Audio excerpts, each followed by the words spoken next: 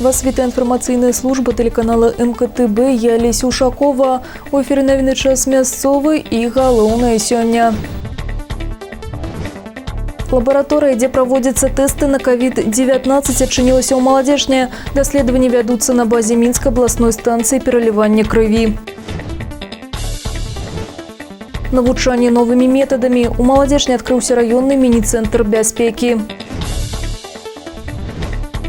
Министерство природных ресурсов и аховы навакольного асяроддзя распрацоўвае концепцию информационной кампании «Расскажи об своей крыніцы». Лаборатория, где проводятся тесты на COVID-19, отчинилась у Молодежне. Доследования ведутся на базе Минской областной станции переливания крови. Об магчымасцях вирусологичной лаборатории, а таксама об тонкостях працы медицинского персоналу даведалася наша здымачная группа. Лаборатория размешчана на першым паверсе і мае асобны ўваход. Дзякуючы падтрымцы абласных і мясцовых уладаў, а таксама акадэміі навук, бокс абсталяваны неабходнай тэхнікай. Асаблівая ўвага надаецца строгім мерам бяспекі. Шкляныя боксы, сістэма ачысткі паветра, сродкі асабістай абароны, касцюмы, рэспіратары і акуляры. Працуюць тут кваліфікаваныя спецыялісты лабараторнай дыягностыкі, якія прайшлі навучанне. На сегодняшний день у нас работает 2 врача наших, и 4 фельдшера. Но будет еще помощь из районного центра гигиены и эпидемиологии, бригадой врачебной, врач плюс фельдшер. И такая же бригада будет из центральной районной больницы. Для того, чтобы обеспечить работу в несколько смен. Мы надеемся, что где-то около 200, 180 проб, наверное, мы сможем делать в сутки. Сама процедура выдзялення ДНК вируса доўжыцца амаль 6 гадзін. Таму максімальная магчымасць адной змены па колькасці тэстаў – гэта 6 дзясяткаў. Лабараторыя мае 3 зоны. Самая небяспечная – зона нуклідных кіслот. Яе нельга пакідаць падчас працы, таксама забаронена заносіць ці выносіць адтуль рэчы. Тут адбываецца самы складаны і працаёмкі працэс аналіза. Андрэй Уласікаў працуе ў лабараторыі дыягностыкі інфекцый 9 гадоў. Зараз медык у ліку прафесіяналаў, якія знаходзяцца на перадавой позиции, дапамагаючы айчыннай медицине. Самым сложным и трудоемким является этап выделения нуклеиновых кислот. Он длится около 3,5-4 часов. В этом этапе работы нельзя допускать никаких ошибок, поскольку это может привести к тому, что реакцию придется начинать заново, повторно проводить. Адкрыццё лабараторыі не засталося без увагі дэпутацкага корпусу. Старшыня пастаяннай камісіі па працы сацыяльных пытаннях Палаты прадстаўнікоў Нацыянальнага сходу Рэспублікі Беларусь Людмила Кананович наведала установу аховы здароўя і ўручыла медыкам сродкі індывідуальнай абароны. Да члена савета далучылася дырэктар гімназіі нумар 10 Татьяна Камкова. Сегодня в нашей стране ситуация неблагополучная в плане санэпидемрежима, и поэтому, наверное, вы видите, что на протяжении многих месяцев мы все объединились для того, чтобы эту проблему решать и, скажем так, ее переживать с меньшими потерями. Поизучали те вопросы, что еще дальше, как будет работать лаборатория, может быть, необходимо еще какое-то им оборудование. Я думаю, что мы все депутатским корпусом постараемся помочь еще и оказать такую благотворительность. Новая лабаратория стваралася ў планавым парадку. Яна павінна была гарантаваць бяспеку донарскай крыві. Але эпідэміялагічная абстаноўка паскорыла працэс адкрыцця і ўнесла свае карэктывы. Лабараторыя пачала працу не з даследаванняў донарскага біяматэрыялу, а менавіта з тэставання на каронавірус. Варта адзначыць, што аналізы на ковід спецыялісты праводзяць не толькі для жыхароў Маладзечаншчыны, а таксама для бальніц Вілейскага, Воложенскага і Мядзельскага раёнаў. Олеся Ушакова, Александр Еўскі, МКТБ. Прадаўцам забаранілі рэалізоўваць электронныя сістэмы курэння і сістэмы для спажывання тытуню непаўналетнім, паведамілі ў прэс-службе Міністэрства антыманапольнага рэгулявання і гандлю.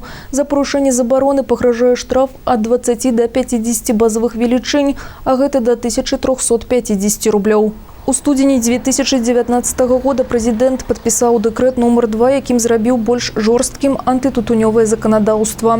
Мэта паслядоўнае абмежаванне даступнасці тытунёвых вырабаў, прадухіленне негатыўнага ўплыву курэння на стан здароўя беларусаў. Сістэма для спажывання тытуню – прылада, якая выкарыстоўваецца для награвання тытуню альбо іншага ўздзеяння на тытунь без яго гарэння або тлення для ўтварэння аэразоля. Электронная сістэма курэння – электронная прылада, што выкарыстоўваецца для пераўтварэння шляхам награвання вадкасці для электронных сістэм курэння ў аэразоль.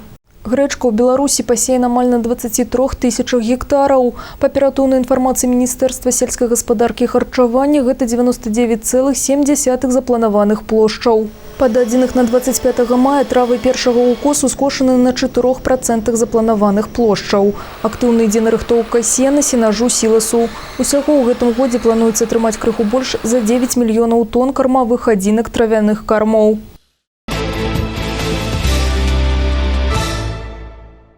Забыты ровар. У Маладзечынскі раус звярнулася гараджанка і паведаміла, што па вуліцы Вялікі гасцініц каля дома нумар 119 яна знайшла пакінуты без нагляду дзіцячы веласіпед «Юніор» з рамай бела-ружовага колеру. Двухколавы транспарт яна ўбачыла пад нішай пад балконам каля 6-га пад'езда. Міліцыя просіць грамадзян, якія валодаюць інфармацыяй пра ўладальніка веласіпеда ці абставінах пакідання байка без нагляду, паведаміць у Маладзечынскі раус па тэлефонах, якія вы бачыце на экране. Навучанне новымі метадамі. У Маладзечні адкрыўся раённы міні-цэнтр бяспекі. Наведаўшы яго, жыхары рэгіёну змогуць праверыць і папоўніць свае веды ў пытаннях бяспекі, граматна дзейнічаць у выпадку надзвычайных сітуацый, пазбягаць іх, а пры неабходнасці правільна аказваць першую дапамогу. У рэалізацыі праекта прынялі ўдзел кіраўніцтва раёна і калектывы мясцовых прадпрыемстваў. Спачатку прайшлі ўсе трэнажорныя комплексы начальнік аддзела Маладзечынскага ГРАНЦ Дзяніс Ушацкі і яго першы намеснік Андрэй Рабіц. Як адзначылі выратавальнікі, мадэляванне надзвычайных сітуацый дазволіць усвядоміць прычыну ўзнікнення пажараў і іх наступствы. Тым самым будзе дасягнута галоўная мэта. Насельніцтва нашага раёна будзе больш строга выконваць правілы пажарнай бяспекі дома і на працы. У Беларусі з 25 мая па 5 чэрвеня Міністэрства ўнутраных спраў праводзіць прафілактычнае спецыяльнае комплекснае мерапрыемства «Увага, дзеці», паведамілі ў прэс-службе міністэрства.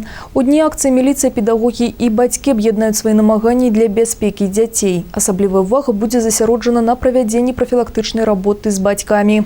Дарослым нагадаюць аб прычынах і наступствах дарожна-транспартных здарэнняў з удзелам дзяцей, о правілах бяспечнай перавозкі непаўналетніх, адказнасці за парушэнне правіл дарожнага руху, а таксама неабходнасці асабістага прыкладу правільных і бяспечных паводзінаў на дарозе. Інспектары ДАІ правядуць рэйдавыя мерапрыемствы па спыненні парушэнняў правілаў дарожнага руху. Асаблівая ўвага будзе надавацца захаванню кіроўцамі хуткаснага рэжыму, правілаў праезду пешаходных пераходаў і бяспечнай перавозкі дзяцей. У мэтах папярэджання траўматызму непаўналетніх у дні правядзення спецмерапрыемстваў рух транспартных сродкаў у светлы час сутак павінен ажыццяўляцца з уключаным блізкім святлом фар або дзённымі хадавымі агнямі пры іх наяўнасці. У выпадку парушэння штраф.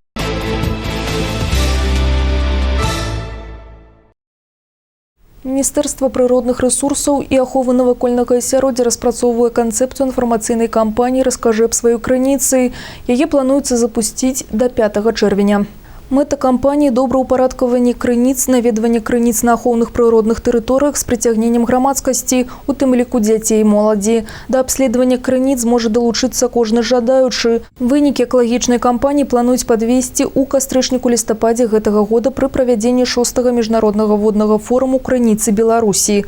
Да ўдзелу будуць запрошаны вядучыя беларускія навукоўцы і спецыялісты ў галіне аховы і выкарыстання водных рэсурсаў, прадстаўнікі органаў дзяржкіравання, грамадскіх арганізацый, міжнародныя эксперты. Гэта інфармацыя размешчана на сайце Мінпрыроды. Апошні тыдзень мая. У гэтыя дні чакаецца дажджлівае надвор'е і да 22 градусаў цяпла. Пасля доўгага перыяду халоднага надвор'я сіноптыкі прагназуюць цёплы тэмпературны рэжым, замаразкі спыняцца. А вось выключыць воблачнасць і дажджы не атрымаецца. Паветраная маса вельмі моцна напоўнена вільгаццю і няўстойлівая. Ападкі па ўсёй бачнасці будуць штодзённымі, але слупкі тэрмометраў будуць паказваць амаль што летнюю тэмпературу паветра. Настрой ствараюць квітнеючыя сады і дрэвы. Будьце здаровымі, глядзіце нашы выпускі ў сацыяльных сетках і на YouTube-канале. Усяго добрага і да сустрэчы!